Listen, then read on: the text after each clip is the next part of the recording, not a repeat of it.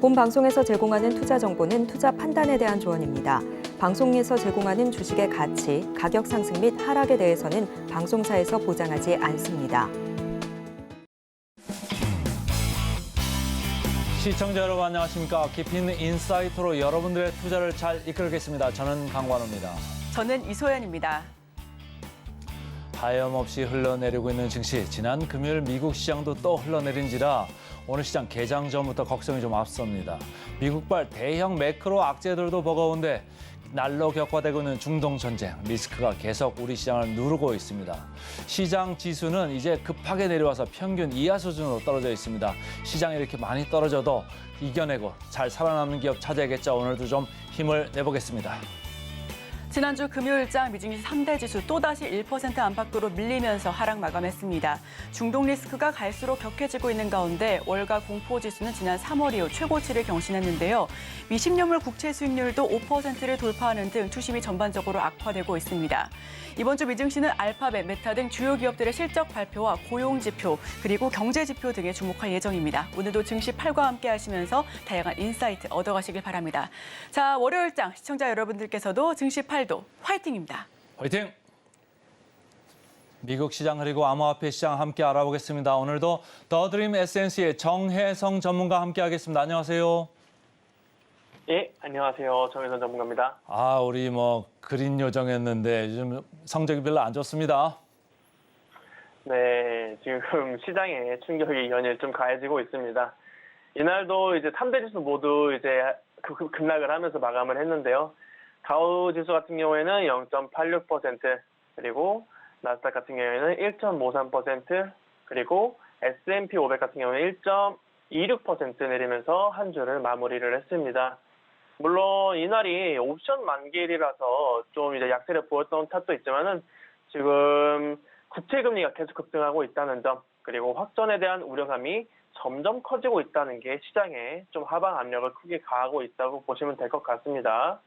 자, 그리고 업종별로 보면은 지금 전체적으로 이제 빨갛습니다. 모두 약세를 좀 보인 가운데 기술주들이 지금 계속 떨어지고 있고요. 마이크로소프트부터 해서 이제 테슬라까지 전부 내려갔는데 아무래도 지금 이 국채 금리가 고점을 찾지 못했기 때문이겠죠. 시장의 모든 관심이 지금 국채 금리에 좀 집중이 되어 있는데 현재 보이는 걸로 봐서는 이제 썩 좋지 못하다. 지금 주식시장이 가장 약한 큰 원인 중 하나겠고요. 고점이 확실해질 때까지는 이제 시장 변동성을 크게 가져갈 거로 전망이 됩니다. 그리고 이제 최근 이제 페드 위원들 발언에 따라서 시장이 좀 왔다 갔다 하는 흐름도 좀 보여줬었잖아요. 이날 같은 경우에는 이제 클린브랜드 연은 총재 로레트 메스터가 올해 안에 기준금리를 한 번 더 인상해야 한다는 발언을 하면서 불난집에 이제 기름을 부었습니다.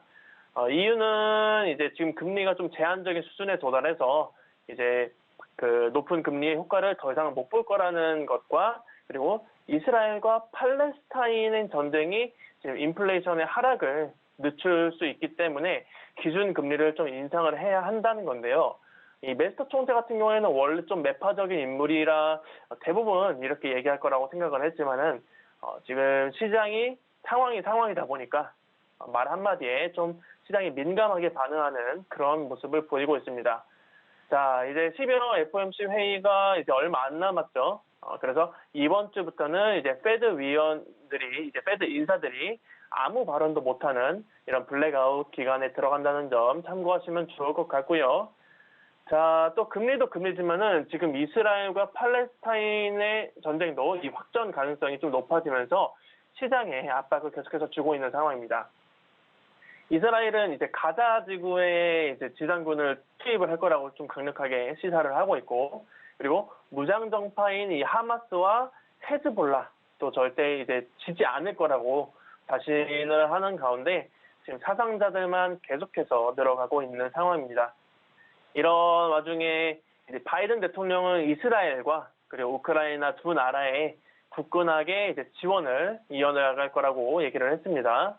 이 바이든 행정부 같은 경우에는 지금 전쟁 중인 이스라엘과 우크라이나에 이 군사 지원에 쓸 이 1,050억 달러대의 안보 예산을 의회에 정식적으로 요청을 했다고 합니다. 하나로 하면 약 142조가 넘는 큰 금액인데요. 2년째 지금 전쟁 중인 우크라이나에는 614억 달러, 그리고 이스라엘에는 143억 달러, 그리고 이제 마지막으로 팔레스타인 주민 등등을 위한 이제 인도적 차원에서 지원이 100억 달러가 각각 좀 포함됐다고 합니다. 물론 지금 이 긴급 지원 요청이 최종적으로 좀 통과할 때까지는 올해 좀 상당히 좀 어려울 거라고 좀 생각을 하지만은 앞으로도 계속 이렇게 지원을 계속 해주려는 모습은 계속해서 나와줄 것 같다고 생각을 하고 있고요. 그리고 지난주에 이어서 이번 주도 이제 실적 발표가 예정되어 있습니다.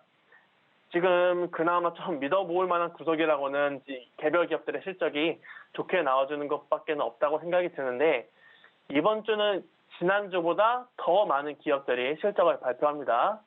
특히 코카콜라, 마이크로소프트, 구글, 메타, IBM, 아마존, 인텔, 엑슨모빌, 쉐브론까지 해서 이렇게 주요 기업들이 실적을 발표를 하니까 참고하시는 게 좋겠다라는 말씀을 전달해 드리도록 하겠습니다.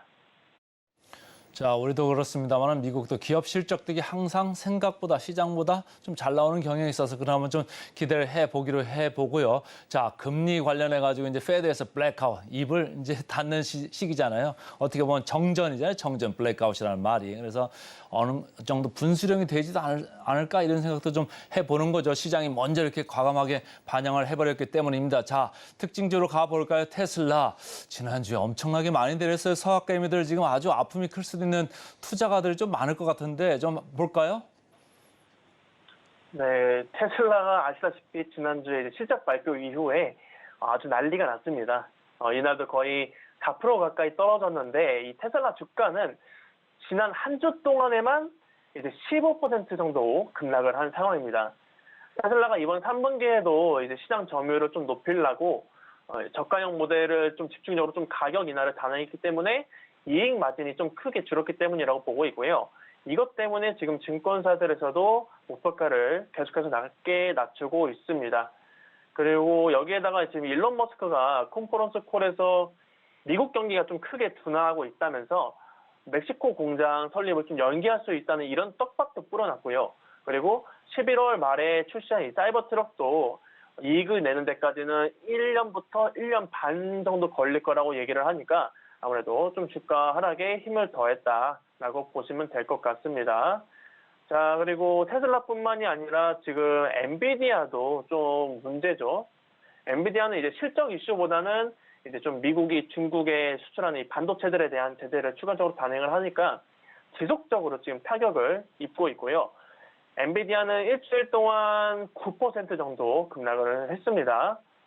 작년 9월 이후에 지금 최악의 한 주였다는 이런 평가를 좀 받고 있는데, 엔비디아 같은 경우에는 지금 전체 매출에서 아무래도 이 중국이 차지하는 비중이 30%가 넘다 보니까 중국에 대한 의존도가 되게 심한 편입니다. 따라서 이 엔비디아가 앞으로 좀 이 난관을 어떻게 헤쳐서 나갈지, 어떻게 또 우회해서 제품을 팔고 이제 실적을 낼지를 좀 지켜보면 좋을 것 같고요. 그리고 이날은 이제 태양광 섹터들이 좀 크게 빠졌습니다. 시작은 이 솔라엣지가 이제 저조한 실적을 좀 내놓을 거라는 이런 전망을 보였기 때문이고요. 그래서 이제 인페이즈나 썰런 그리고 썬파워 등등 이런 태양광 관련 종목들이 전부 크게 빠졌습니다. 지금 증권사에서는 이제 솔라엣지가 유럽의 좀 수요 둔화로 인해 가지고 이번 3분기에도 매출 등의 실적이 시장 예상치를 하회할 거라고 전망을 하고 있습니다. 그리고 이제 솔라엣지가 이스라엘에 좀 본사를 두고 있다 보니까 지금 타겟이 된 것도 없지 않아 있었고요. 그래서 솔라엣지는 생산에 차질이 없을 거라고 말했지만 아무래도 좀 커지는 불안감은 어떻게 하지 못했었기 때문에 이날 27%씩이나 빠졌다는 점 알고 가시면 좋을 것 같고, 자, 그리고 지금 전기차 쪽이 계속해서 좀 좋지는 않지만은 기업들이 이렇게 주가를 계속해서 끌어올리려는 이런 노력은 계속하고 있습니다. 루시드 같은 경우에는 이번 11월 16일에 오토쇼를 여기서 좀 진행을 하는데, 여기에서 올뉴 루시드 그래비티 럭셔리라는 이 전기 SUV를 공개를 할 예정입니다. 아직 정확한 스펙이 공개된 건 아니지만은 기업들이 루시드 측에서는 이 슈퍼카 수준의 성능이다. 다른 전기차들보다 긴 주행 거리를 가지고 있는 세단이라고 강조를 했고 시장에서 관심을 얼마나 받을지 그리고 테슬라나 BMW, 벤츠 이런 SUV들과 경쟁을 어떻게 이어갈지를 보시면 좋을 것 같습니다. 그리고 이날 이제 시장에서 올랐던 몇 안 되는 기업 중 하나인데요. 머크라는 제약회사가 일본의 다이이치 산쿄라는 제약회사랑 항암제 후보 물질을 함께 개발한다는 소식에 1%가량 오르면서 마감을 했습니다. 머크는 다이이치 산쿄에 선불 계약금을 40억 달러를 이미 지급을 했고요. 다이이치 산쿄가 보유한 이 세 가지 암 치료제 후보 물질 개발에 참여를 한다고 합니다. 머크 측에서는 이번 협력으로 해서 이 후보 물질 세 가지가 판매가 된다고 가정을 했을 때 2030년에 수십억 달러의 매출을 올릴 수 있을 거라는 이런 전망을 내비쳤다라는 이슈까지 전달을 해드리도록 하겠습니다. 테슬라 같은 경우에 이제 뭐 옛날에는 기대를 많이 갖고 봤습니다만 이제는 뭐 일반 회사랑 똑같은 회사가 돼버리는 거 아니냐 이렇게 기대감이 많이 떨어지면은 멀티플도 많이 내려오죠. 그래서 주가가 계속적으로 압력을 받을 수 있다 이렇게 좀 걱정을 해 보시면 좋을 것 같고요. 자, 비트코인으로 가볼까요? 자, 주식시장은 안 좋은데 비트코인 시장은 분위기가 다르네요. 네, 맞습니다. 미국 시장과는 반대로 이 비트코인은 분위기가 지금 너무 좋습니다.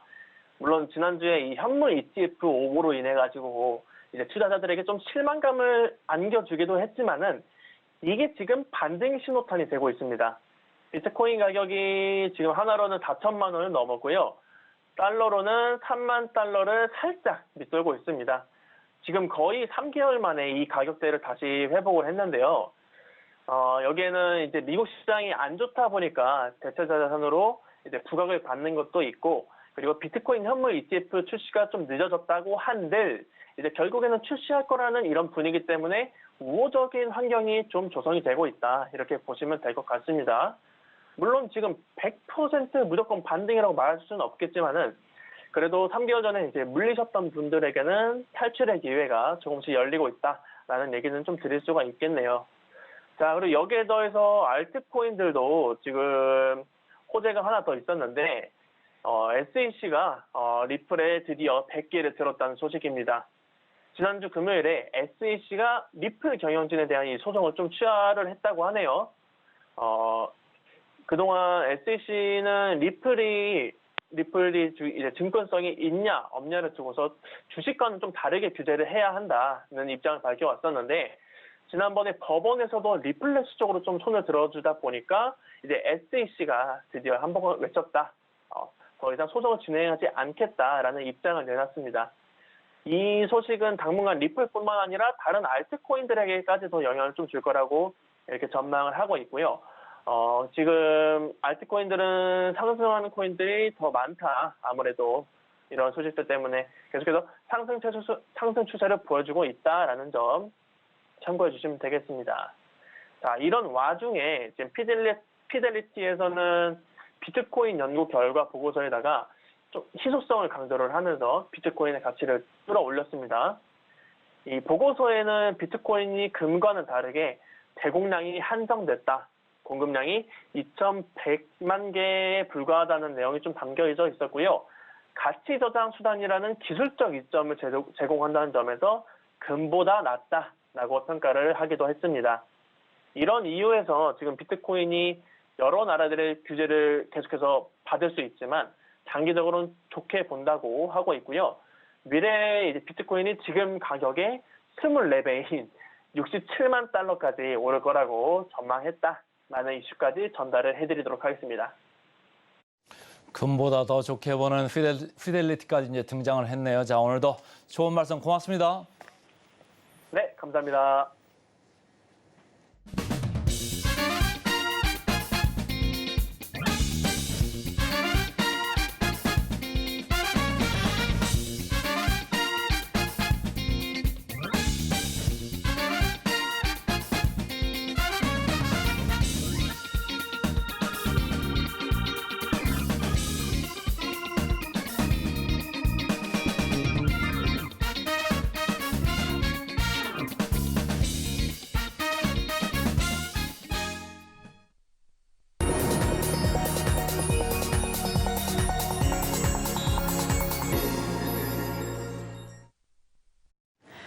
투자자가 아닌 전문가는 장 시작 전 뉴스를 볼 때 어떤 부분에 초점을 맞출까요?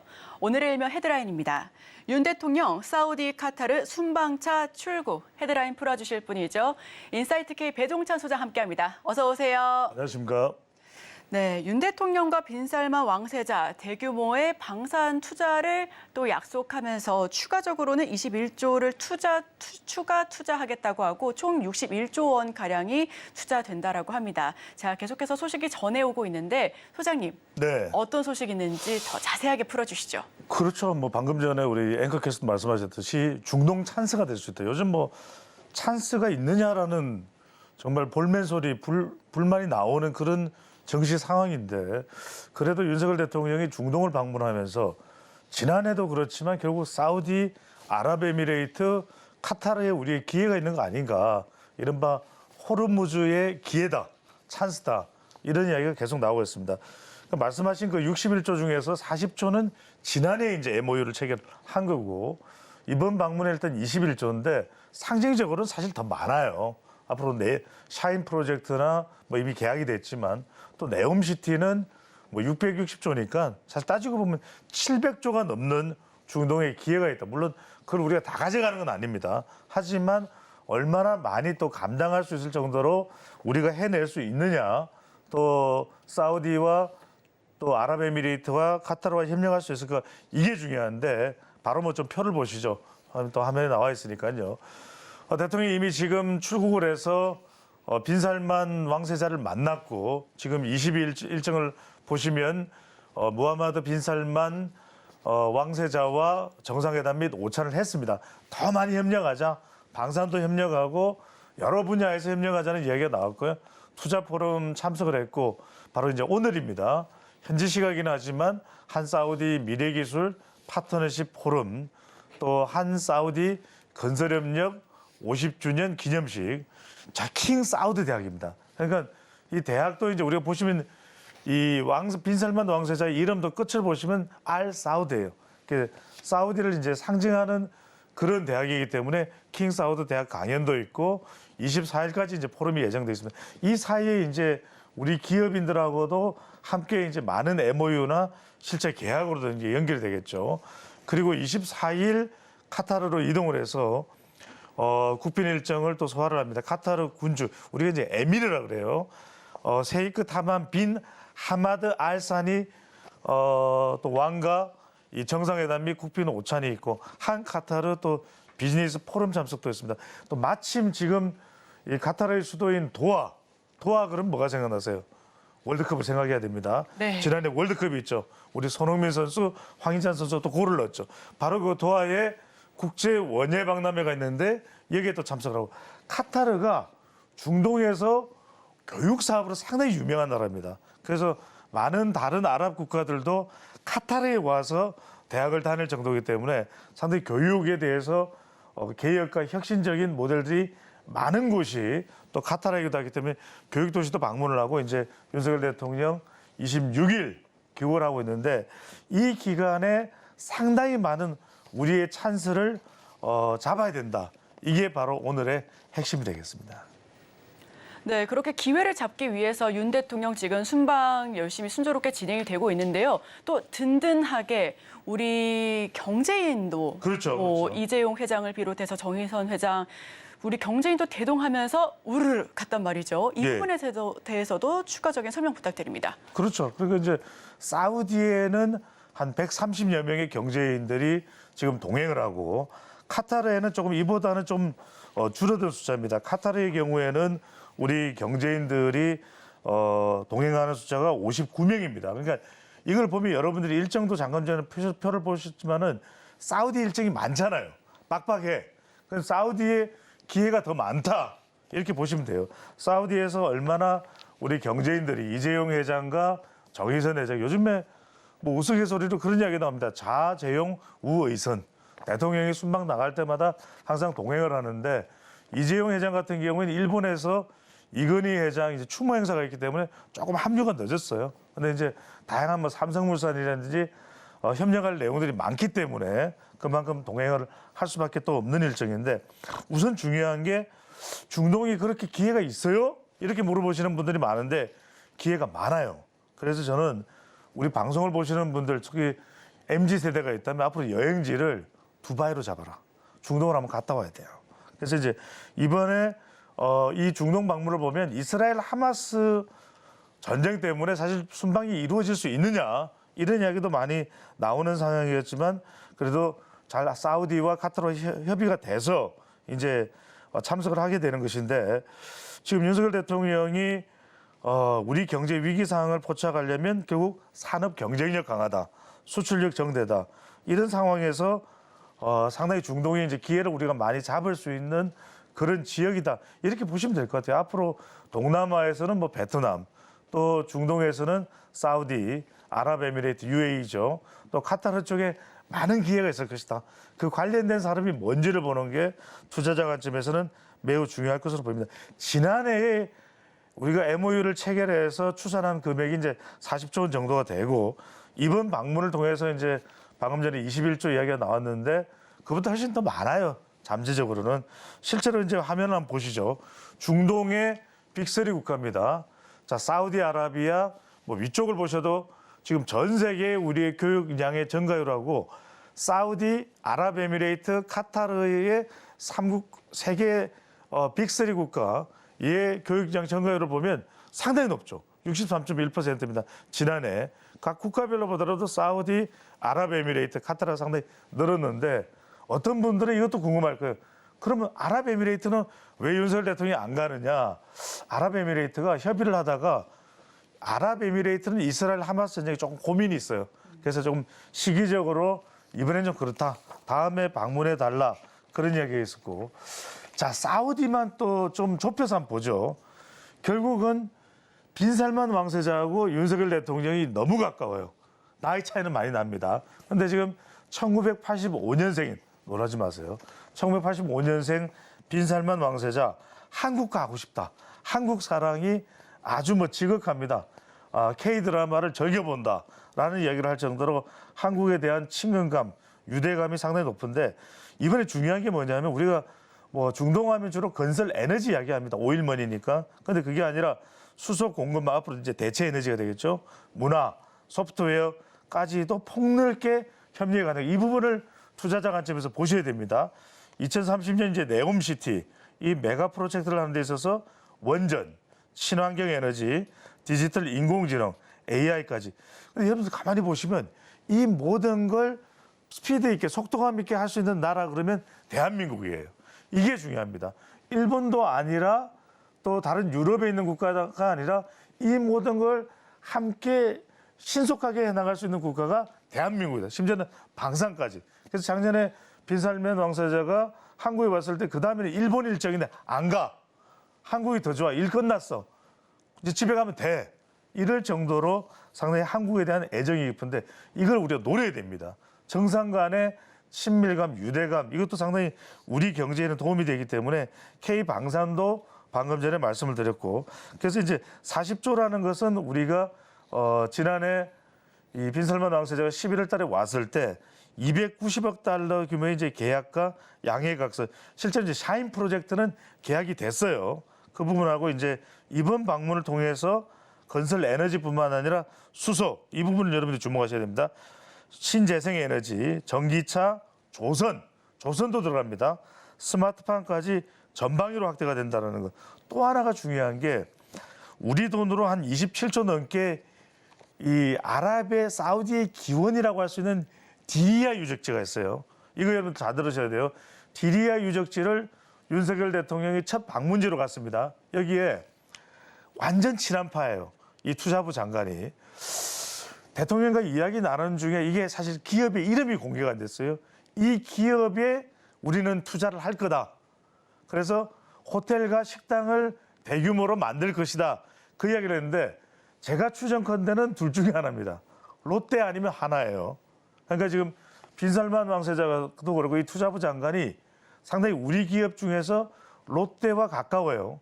또 하나가 또 호텔과 리조트와 푸드도 하니까 롯데일 가능성, 하나일 가능성 여러분들 이거 상당히 염두에 두고 돌 필요가 있는데 또 하나 기업을 화면으로 바로 소개를 해드리겠습니다. 이따가 또 소개해드릴 텐데 자 바로 다음 그래프 보여주시죠. 사우디아라비아 아미랄 프로젝트입니다. 밑에 계약 규모를 보시면 무려 6조 5천억 원인데 사우디 동부 담맘에서 이제 북서쪽으로 70km 떨어진 주바일 그러면 우리가 많이 우리 건설회사가 진출을 했던 곳이에요. 사우디 최대 규모의 석유화학단지를 누가? 현대건설이. 저 부분을 조금 뒤에 바로 소개를 해드릴 것이고요. 자, 그 다음에 또 하나 중요한 게 우리가 빠뜨리지 말아야 될 게 결국 네옴시티입니다. 2030년에 이제 이 건설을 목표로 하고 있는 이 네옴시티인데 이 부분에 대해서 여러분들이 이제 주목을 해볼 부분은 여기에 총망라된 기술이 들어가요. 어느 한 부분적인 기술이 아니기 때문에 자, 이 지난해 회담을 하면서 어떤 이야기를 했냐면 청정 에너지, 그다음에 석유화학, 스마트팜, 바이오 어떤 분야인지를 잘 보셔야 돼요. 그다음에 샤인 프로젝트는 지금 S-오일하고 아람코가 살만 왕세자가 소유하고 있는 기업입니다. 이미 샤인 프로젝트로 대규모 우리나라 내에 공장이 이제 건설이 된 건데 이게 투자 규모가 9조가 넘습니다. 이런 것 자체가 샤인이 아랍어로 뭡니까? 매라는 뜻이죠. 이게 왕족을 의미하기 때문에 상당히 우리에게는 의미가 있는 프로젝트라고 보시면 되고, 자, 네옴시티는 2030. 자, 이 사우디가 2030 이야기를 많이 하는 이유는 사실 사우디가 우리와 지금 11월 부산 엑스포, 세계 엑스포 개최지를 놓고 가장 강력한 경쟁자예요. 그 리야드 수도입니다. 거기를 지금 윤석열 대통령이 방문을 하고 있는 건데, 자, 많은 이야기 필요 없이 이거 보시면은 오른쪽에 사우디아라비아 흰색으로 된 지도 보이시죠? 저 위쪽에 사실 저기가 이스라엘이나 이집트랑 가까워요. 그래서 사실 이스라엘 하마스 전쟁도 좀 영향을 줄 수 있는 곳이 이 네옴시티 사업입니다. 여기에 보시면 이 세 가지가 있는데 트로제나도 있고, 자, 더라인도 있고, 옥사곤도 있고, 이건 여러분 보셨을 거예요. 이 사업 규모는 어마어마합니다. 660조인데 지금 한 800조 정도 될 것이다라는 또 추가 예상이 나오고 있습니다. 여기에 우리가 얼마나 참여하느냐, 그걸 여러분들이 적극적으로 보실 필요가 있는데 기업 몇 개만 이야기하고 이제 종목으로 넘어가겠습니다. 자, 삼성물산과 현대건설 컨소시엄이 자, 더 라인 사업, 자급자족형 직선도시도 더 라인입니다. 저기에 이제 계약을 체결하고 뛰어들어가 있는 상황입니다. 그 다음에 지금 수소경제 이야기를 많이 하고 있는데 수소경제와 관련해서도 지금 사우디에 상당히 많은 원유를 통해서 LNG 가스를 통해서 그 이후에 추가적으로 파생해서 생산할 수 있는 게 이제 암모니아 등입니다. 이런 대규모를 또 수입하는 회사가 롯데 정밀하기인데 이쪽도 상당히 탄력을 받을 수가 있습니다. 자, 카타르 이야기 빼놓으면 또 서운하다 이런 이야기 나올 수밖에 없겠죠. 카타르도 지금 에카 천연가스 생산을 할 거고 아까 조선을 말씀드렸던 것이 카타르예요. 자, LNG 에카 천연가스를 에카 이제 이 에카로 된 겁니다. 고체가 아니고 이걸 다른 쪽으로 이제 기체로 된 것도 아니고 옮겨 가야 되는데 그러려면은 에카 천연가스를 운송할 배가 필요하죠. 전 세계 기술력 1위가 대한민국입니다. 삼성중공업 등도 좀 주목을 해보실 필요가 있겠습니다. 자, 종목으로 좀 넘어갈 필요가 있겠죠? 그렇죠. 네네. 자, 오늘 첫 번째 소개해드린 종목이 자, 이 기업 모르면은 뭐 간첩이겠죠. 그런데 우리가 좀 그동안 많이 간과하고 있었던 것이 아니냐. 아까 제가 대규모 석유화학 단지를 이제 건설한다 이런 말씀드렸는데 한때 중동 이야기할 때 빼놓을 수 없는 기업이 두 개가 있었습니다. 바로 동화와 동화건설과 현대건설인데 오늘 자 현대건설 소개해드립니다. 자, 화면부터 보시죠. 지금 제가 왜 이 화면을 보여드리냐면 앞으로 중동 특수도 상당히 노릴 수 있을 만한 기업이고 국내 건설, 해외 건설에서는 사실상 1위 기업인데 가만히 보시면 주가가 상당히 움직였습니다. 2016년부터. 근데 지금 이 주기를 보면은 대체적으로 좀 내려와 있는 상태예요. 자, 그렇죠? 가장 높았을 때는 7만 원 이상이었고 지금 이제 3만 원대니까 앞으로 현대건설이 가지고 있는 기초적인 역량, 또 중동에서의 또 기회, 또 러시아 우크라이나 전쟁이 끝나고 나면 재건 산업, 이 많은 수혜를 누릴 수 있는 기업이 현대건설이라면 좀 선제적으로 우리가 볼 필요가 있지 않나 이런 생각을 또 할 수밖에 없을 것 같습니다. 3분기에 매출액이 40%, 영업이익이 60% 증가를 했는데 지금 이제 순이익이 생각보다는 썩 잘 안 나와요.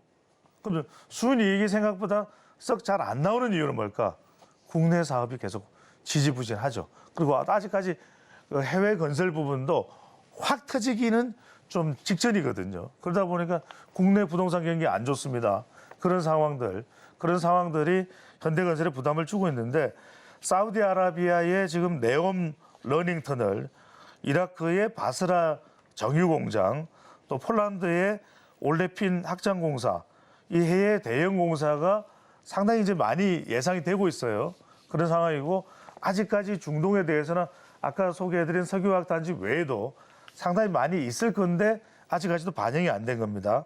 가장 큰 문제는 뭐 이제 국내 주택 부문 실적인데 이건 뭐 당분간 좋을 수가 없겠죠. 다른 건설사도 마찬가지고. 하지만 해외 이 수주 능력 또 건설을 충분히 해낼 수 있는 운영 능력 이런 면에서는 현대건설만한 기업도 없다라는 것을 우리가 판단할 수 있을 것이고 중요한 건 이제 건설사들이 상당히 우려되는 거는 좀 약간 경색될 때 국내 경기든 해외 경기든 좀 괜찮을까?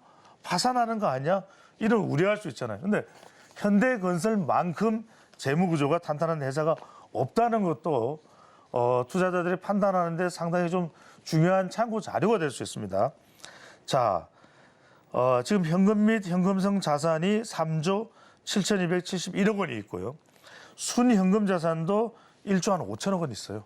뭐 이 정도면 이 기업이 내일 당장 위태롭다. 그리고 모기업이 어디입니까? 모기업이 어디예요? 현대차그룹이잖아요. 아니 현대건설을 정주영 회장이 만들어내서 지금까지 대한민국의 한강의 기적을 만들어낸 기업인데 뭐 파산하도록 두겠어요? 자, 그런 걸 생각해 보면 요즘에 뾰족하게 뭐 2차 전지든 초전도체든 뭐 반도체든 잡히는 게 없다. 이럴 때 주가가 좀 많이 내려와 있는 현대건설 쪽에 조금 관심을 두는 것도 하나의 방법 아닐까. 아까도 말씀드렸지만 아까 그 하나 그래프를 한번 더 보여주시죠. 그 산업단지, 석유화학단지 바로 아미랄 프로젝트입니다. 자, 차트 그래프 말고요. 아미랄 프로젝트죠. 아미랄 프로젝트를 한 번만 더 보여주죠. 자, 이것 자체가 가만히 보시면 연 165만 톤 에틸렌을 생산하는 겁니다. 그러니까 현대건설은 이 에틸렌 공장이 아니라 이걸 다 건설해 주는 거예요. 그런 걸 생각한다면 상당히 해외 건설 시장에서 실적도 유지가 될 수 있고 아랍에미레이트와 카타르로부터도 추가 수주도 가능해진다. 이 점에 현대건설에 주목하는 것이고 또 하나 기업으로 넘어가 봅니다. 롯데 정밀화학. 자, 롯데만 생각하면 많은 분들이 어떤 이야기를 하냐면 롯데는 케미칼 아니에요. 이렇게 이야기를 하는데 자, 케미칼은 석유화학입니다. 그런데 이 롯데 정밀화학은 이런 신소재를 가지고서 2차, 3차 파생되는 제품을 만들어내니까 뭐 암모니아 이런 쪽도 상당히 사업의 어떤 근간이 되고 있는 것이 바로 롯데 정밀화학인데 지금 전반적으로 이 롯데 계열의 화학 기업들이 썩 좋지는 않아요. 그런데 케미칼은 어떨지 모르겠는데 적어도 롯데 정밀화학은 좀 기대를 가져봐도 좋을 것같아요. 4분기 실적이 좀 반등세를 찾아갈 것이다. 이런 이야기가 이제 나옵니다. 그런 이유를 보면은 뭐 3분기 매출도 그렇지만은 시장 예상치보다 지금 당장은 안 좋아요. 이 부분은 여러분들이 좀 참고를 하실 필요가 있습니다. 그래서 주가가 좀 내려갔는데 아니 무슨 이게 주목할 게 아닌가 이렇게 생각하실 수 있는데 그게 아니라 4분기부터 또 오늘 주제는 이제 우리가 중동에서 찬스를 찾을 수 있는 기업인가 아닌가를 말씀드리는 거예요. 자, 4분기에는 반등 기회를 잡을 수 있을 전망이 되고 또 중국 추가 경기 부양책에 따른 뭐 건설 경기 회복되고 인도 지역의 인프라 이제 지출 확대를 바탕으로 해서 좀 수요 개선이 전망된다. 이런 이야기도 나옵니다. 중동을 빼놓고도요. 자, 그리고 또 하나가 뭐냐면 바로 중동이죠. 사우디의 고부가 정밀화학 생산 거점이 구축된다는 거. 근데 이 지점에서 제가 이런 말 드려야 될 것 같아요. 아까 이제 디디아 유적지 이야기를 할 때 롯데가 지금 하기는 아직 불가합니다. 롯데가 언급되었을 수도 있을 것 같다라는 말씀을 드린 것은 이 투자부 장관이 상당히 롯데하고 관계가 좋은 것으로 알려져 있어요. 그러니까 빈살만 왕세자가 지난 11월 달에 방문했는데 주로 예전에는 신라호텔에 많이 갔거든. 근데 롯데호를 콕 집어서 롯데호텔로 갔어요. 그리고 신동빈 회장하고 롯데케미칼 샤인 프로젝트도 좀 앞으로 연계해서 하자. 이런 이야기를 한단 말이에요. 이런 이야기는 롯데 정밀화학도 상당히 기회를 가질 수 있다. 이런 차원에서 우리가 보실 필요가 있을 것 같습니다. 자, 지금 이야기 나오는 것이 지난해 이미 롯데 정밀화학하고는 MOU를 체결을 했고요. 자, 그때 MOU 체결하는데 온 사람이 아까 제가 말씀드렸던 윤석열 대통령의 첫 사우디 이번에 방문지인 디리아 유적지에 동행한 바로 칼리드 알 필리 이 투자부 장관이에요. 상당히 막강한 입김이 있는 사람인데 롯데랑 가깝다는 이야기가 나옵니다. 여러분들이 너무 이게 단정지어서 해석을 할 필요는 없습니다만 그런 부분들도 좀 눈여겨볼 필요가 있다. 디리아 유적지가 최종적으로 롯데인 걸로 결정이 나면 이 부분도 상당히 좀 주가에 미치는 영향이 클 수가 있습니다. 아직까지는 단정할 수 없다는 걸 재차 말씀드립니다. 그 외에 이제 사우디 투자부 이야기가 나온 김에 기존의 오일, 또 가스, 기초화학 사업의 정밀화학, 전자소재 이야기가 나옵니다. 자, 이게 왜 중요하냐면 롯데 정밀화학이 만들어내는 이 암모니아가 수소 에너지하고도 연관되고 또 다른 뭐 반도체나 2차 전지하고도 연계돼요. 이 암모니아라고 하는 소재 자체가 그런 점에서 보실 필요가 있고. 자, 마지막으로 이거 짧게 하나 더 이 화면을 좀 보시면 좋을 게 그럼 롯데케미칼은 롯데정밀하고 상관이 없느냐?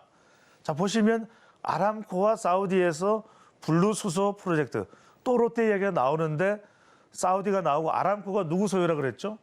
빈살만 왕세자 소유예요.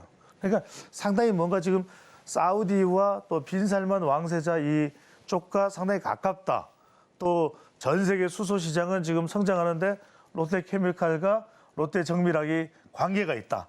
또 하나 롯데정밀학에 주목하는 건 뭐냐면 롯데케미칼에 요거를 그대로 가져와서 또 2차, 3차로 유통시키는 것도 롯데정밀학이거든요. 그래서 정밀하게 보셔야 되겠지만 여러 가지 근거를 보더라도 롯데 정밀하게 투자에 대한 가치를 확인할 수 있는 여지는 충분합니다. 물론 최종적인 개인적 판단이 필요하겠지만 오늘은 현대건설, 중동 찬스 관련해서 롯데 정밀화학까지 소개를 해드리겠습니다. 네, 오늘 배종찬 소장님께서 제가 끼어들 틈도 없이 아주 빼곡하게 설명을 잘 해주셨습니다. 네, 오늘의 일면 대통령 중동 순방 꽉 막힌 우리 지금 현재 경제에 숨통이 트일 수 있을까 해서 빈살만 왕세자와 카타르 국왕의 눈길을 끌 수 있는 두 가지 종목 알아봤습니다. 첫 번째는 현대건설, 두 번째는 롯데 정밀화학인데요. 이 두 가지 종목 모두 지금 한번 살펴봐 보시면 좋을 것 같습니다. 지금까지 인사이트K 배종찬 소장과 함께했습니다. 오늘 말씀 고맙습니다. 감사합니다.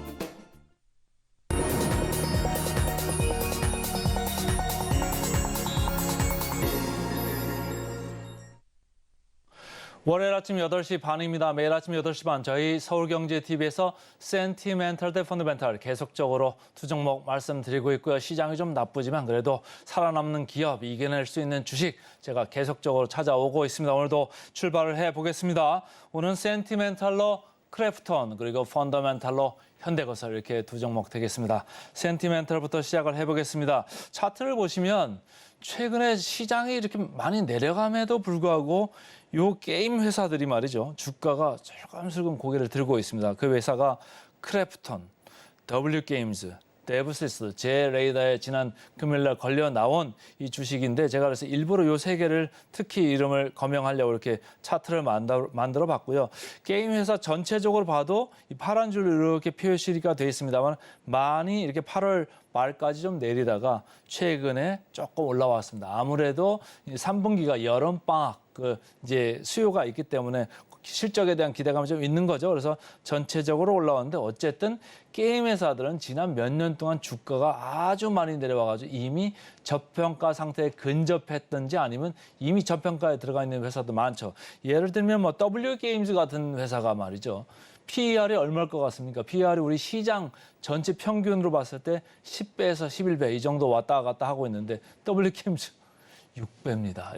이렇게 싼 종목들도 있고요. 크래프톤도 많이 내려와 있고 데브시스도 마찬가지입니다. 그래서 전체적으로 IP들이 좀 노후화되고 있다. 그래서 기대감이 많이 떨어져 있습니다만은 앞으로 신작 기대감 그리고 이제 좀 있으면 이제 지스타 같은 이제 전시회도 이제 곧 한 달 이내에 열리거든요. 그러니까 그런 모멘텀이 지금 주가에 조금씩 들어오고 있다. 이렇게 읽으시면 되겠습니다. 삼성증권에서 나왔죠. 이 크래프톤에 대해서 실적이 앞으로 든든하다. 그리고 추가 신작에 대한 기대감이 있다. 이렇게 얘기를 하는 겁니다. 그래서 배틀그라운드가 인도에서 매출이 증가하고 있다. 그래서 3분기도 시장의 기대치에 부합하고 있고 앞으로도 기대를 많이 걸 수 있다. 이런 얘기예요. 인도하고 중국하고 지금 인구가요. 이제 인도가 더 많아졌습니다. 그래서 인도가 중국보다 조금 더 많아지고 미국도 여기 시장에 들어가 있습니다만은 인도 시장을 상당히 중요하게 지금 보고 있는데 인도에서 순위가 거의 1위권입니다. 그러니까 상당히 이제 좋게 보는 거죠. 그리고 24년 내년에 2종의 그 신규 라인업이 이제 추가가 됩니다. 그래서 프로젝트 AB, 프로젝트 인조이라는 이게 모바일 게임 쪽이 이제 들어오는데 이렇게 신작에 대한 기대감도 있다. 그리고 이 회사가 전략을 약간 바꾸고 있습니다.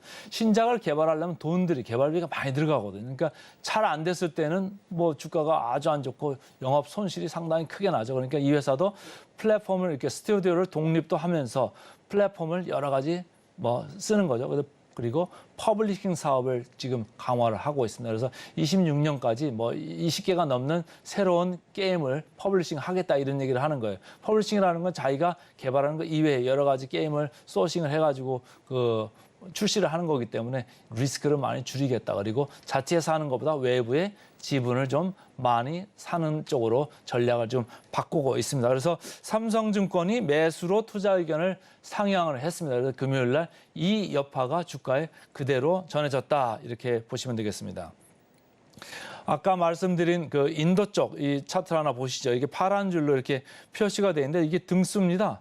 등수로 매출 등수로 봤을 때 거의 1위권 지금 올라왔을 정도 상당히 잘 되고 있다. 한국 뭐 40위권, 미국 60위권 여기서 왔다 갔다 하고 있는데 그게 대주될 정도로 상당히 잘하고 있죠. 그래서 배틀그라운드가 인도에서 잘 나가고 있다. 이렇게 읽으시면 되겠습니다. 신한투자증권에서 또 리포트가 나왔죠. 반등 시점을 고민할 때다. 이런 얘기는 무슨 얘기냐면 주가가 많이 내려와도 너무 많이 내려와 있다. 이런 얘기예요. 그래서 3분기 이제 비수기 지나고 반등을 시작할 거다. 이런 얘기고 IP 노후와 주가에 지금 많이 반영돼 있다. 이런 얘기고 차기 신작도 아까 말씀드렸죠. 프로젝트 AB, 뭐 인조이 이런 신작들이 글로벌 트렌드에도 부합할 수 있겠다. 이런 얘기를 하는 거예요. 이번에 이제 G스타에서 이제 여러 가지를 이제 선보일 텐데 거기서 또 반응을 봐야 되겠죠. 그래서 게임주들이 일단은 그런 이벤트를 앞두고 지금 주가가 약간 기대감을 지금 보여주고 있습니다. 주가를 보시면 여기서 보면 외국인과 기관의 쌍끌이 매수가 출현했죠. 여기 거래량을 보시면 이쪽 왼쪽에서 뭐 9월, 10월에 있던 거래량하고 좀 다르죠. 느낌이 다릅니다. 이렇게 된다는 얘기는 외국인 기관한테 개인들이 지치고 지쳤던 물량을 지금 빼앗기고 있습니다. 그러니까 너무 일찍 파시지 않아도 될 수도 있는데 여기서 거래량이 많이 되고 시장은 내려가는데 이 회사 주가는 올라오니까 여기서 에라 모르겠다. 좀 이쯤에 좀 탈출하자 이렇게 해가지고 파는 분들이 많았는데 어쨌든 외국인과 기관의 쌍끌이 매수가 처음으로 출현했다. 이렇게 읽으시면 되겠습니다. 역사적 밸류로 봤을 때는 아까 말씀드렸듯이 게임주들 계속적으로 우하향했습니다. 그래서 이 회사도 마찬가지여가지고 거의 상당히 많이 내려와 있죠. 그런데 이제는 조금 밸류에이션이 많이 내려와도 너무 많이 내려와 있다. 이렇게 보는 사람들이 많으니까 삼성증권 같은 데서는 매수로 투자 의견을 올리는 겁니다. PR 보겠습니다. 포워드 PR인데 생각보다 상당히 낮더라고요. 저도 뭐 게임즈를 자주 보는 스타일은 아니어서 말이죠. 근데 W게임즈, 데브시스터즈, 크래프톤 이게 금요일날 올랐던 주요 게임 회사 중에 하나인데 W게임즈 5배입니다.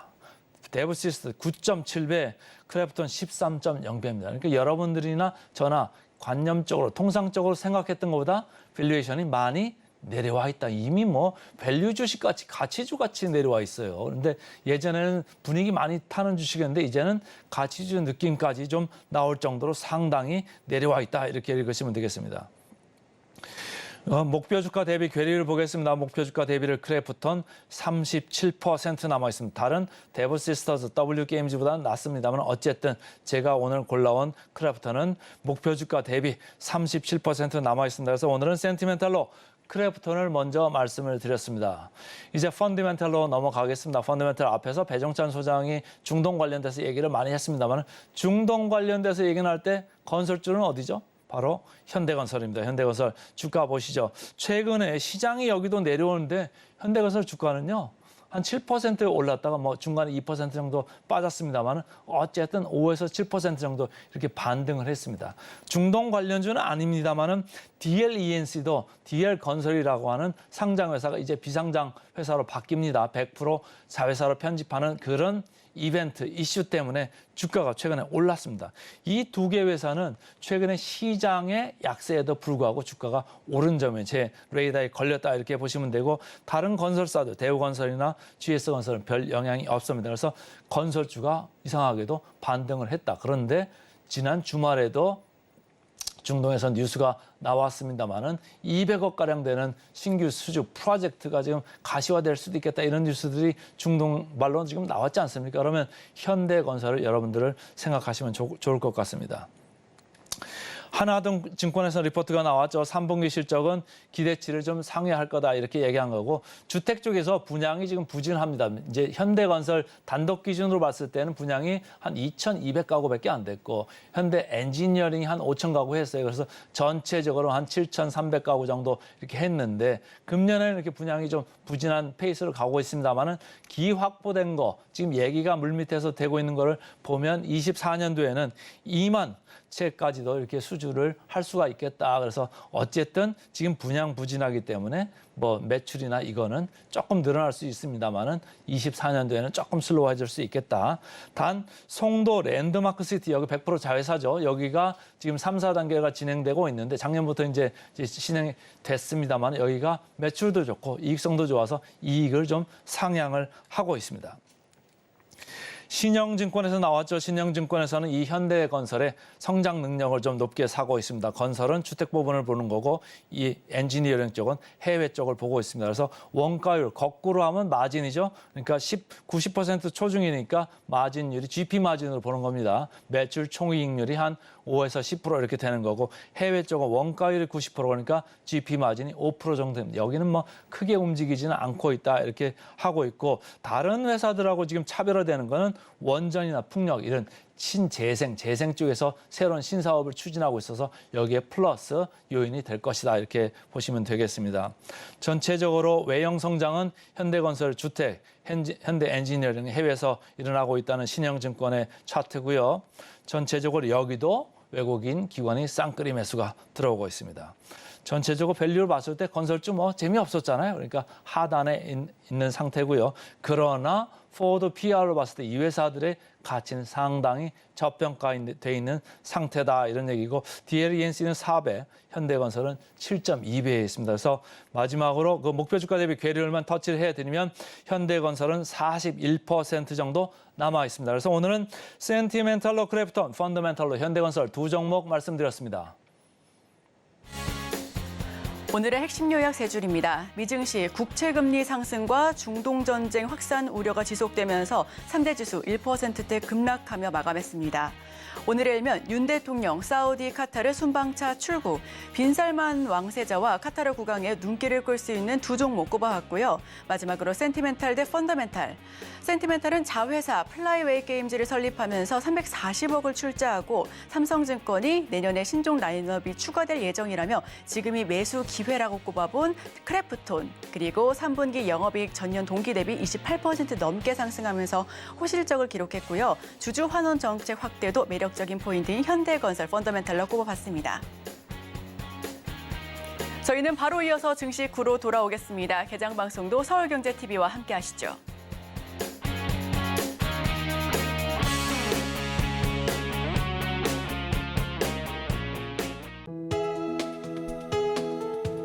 본 방송에서 제공하는 투자 정보는 투자 판단에 대한 조언입니다.